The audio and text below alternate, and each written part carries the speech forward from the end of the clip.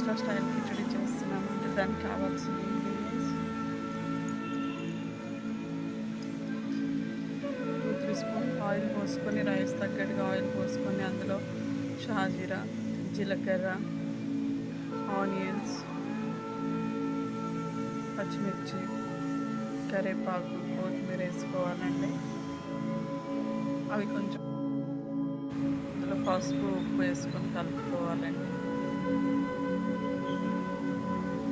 టమాటా ముక్కలు వేసి సాల్ట్ వేసుకోవాలండి.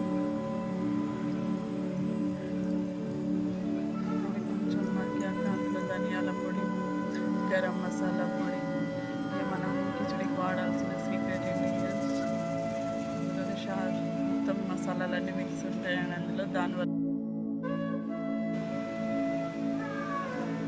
ఒక గ్లాస్కి 2 గ్లాసులు నీళ్ళు పోసుకోవాలండి.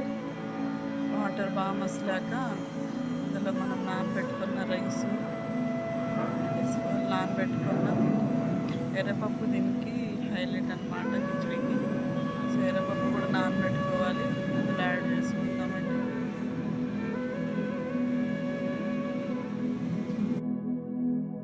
సేమ్ మనం రైస్ ఎలా ఉడికించుకుంటామో అలాగే ఉడికించుకోవాలండి. ఎంతో టేస్ట్ అయిన కిచడి రెడీ.